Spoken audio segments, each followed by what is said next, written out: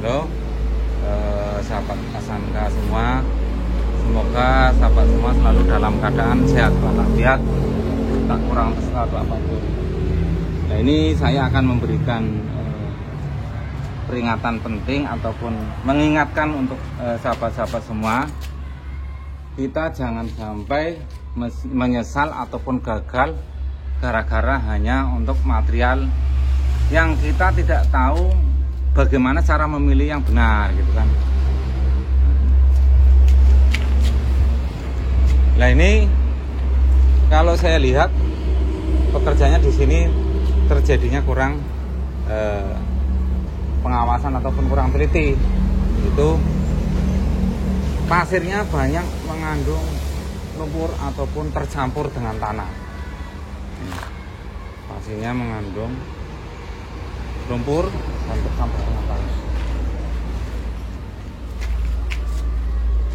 Biasanya, ini untuk biasanya tuh ya, gagalnya suatu konstruksi sama untuk kolom ataupun balok gitu kan. Gagalnya konstruksi itu biasanya bukan karena semennya kurang, nah gitu kan. Karena biasanya kalau semen sudah ditakar sama tukang. Ini maaf, ini bukan proyek saya, ini adalah proyek pembuatan untuk pondok pesantren ini. Sebenarnya saya kemarin sudah ikut ngomong, saya sudah ikut ngawasin, bantu ngingetin sama mereka, tapi ya namanya orang kan nggak semuanya patuh dengan apa yang menjadi acuan. Nah, biasanya gagalnya itu yang pertama adalah kalau untuk cor ataupun untuk adukan itu awalnya itu dari pasir. Kalau pasirnya kurang bagus, banyak kandungan lumpur, banyak tanahnya, nanti ketika kita pakai buat cor juga cornya nggak kuat. Ataupun kita pakai buat adukan kayak tadi tuh, adukannya juga kurang bagus. Ya sabun itu sebenarnya udah bagus, udah standar. Kalau sama umpama 1:5, 1:6.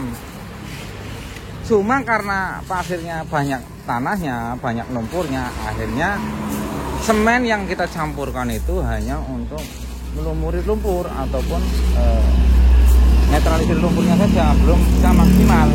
Nah, kecuali kita kasih semennya over gitu kan. Misalkan saya perlihatkan kadar lumpur yang ada dalam pasir ini bisa gagal total. Bisa bangunan kita, kalau struktur bangunan kita bisa ambruk. Kalau dipakai plesteran nanti plesternya bisa rontok, ataupun ketika kita ngaci nanti AC-nya bisa ngelupas, nggak nempel sama itu. Nah ini,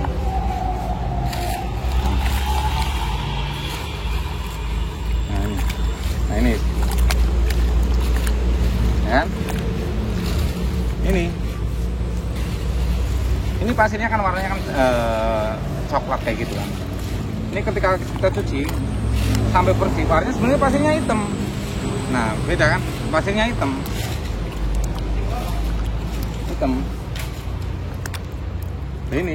Ini lumpurnya banyak banget semacam ini.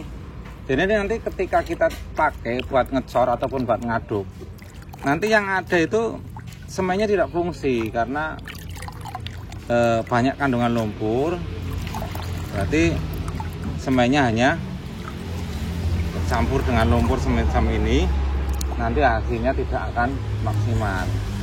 Kalau untuk masalah pengetesannya, justru saya sudah bantu bikin konten bagaimana cara pengetesan pasir yang banyak kandungan lumpur dan pasir yang bersih seperti semacam itu tuh, saya udah ada di konten-konten saya. Ini ya, ini udah terlihat jelas ya pasirnya semacam ini.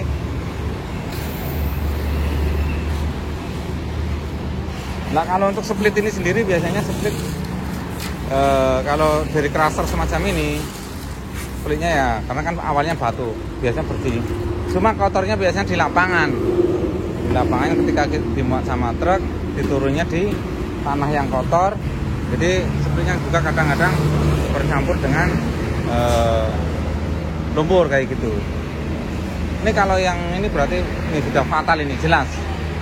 Berarti pasirnya banyak kandungan lumpur yang jadi itu terlihat itu ketika diaduk juga terlihat banget. Ini terlihat banget ya kan. warna adukannya merah. Warna adukannya merah dan terlihatnya halus, tapi ini bukan halus semen ini, karena banyak kandungan lumpurnya, ya. Apa nggak sayang ini? Apa nggak sia-sia ini? Buang-buang material, buang-buang tenaga, buang-buang biaya, tanpa pengawasan bisa gagal total semacam ini. Sayang, apalagi ini fasilitas umum, duitnya dibiayai dengan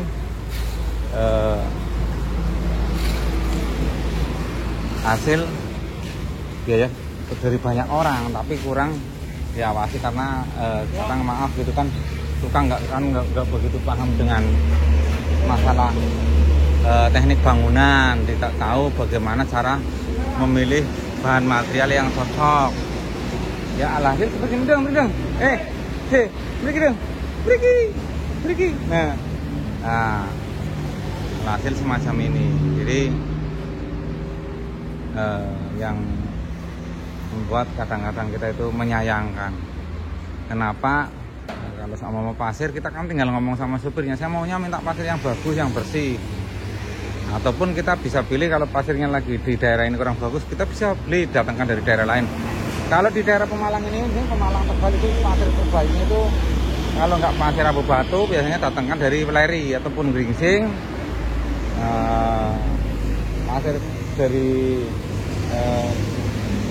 Semaya juga kadang-kadang kalau lagi alirannya juga lagi bagus, juga pasirnya bagus, kan? Oke, ini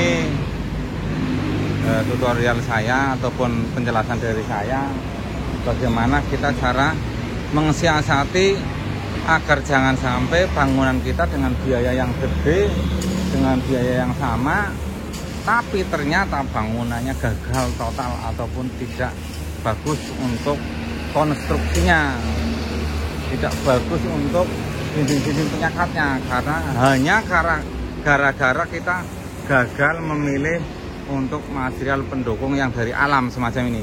Ini kalau ini namanya material dari alam ini, kalau pasir, split.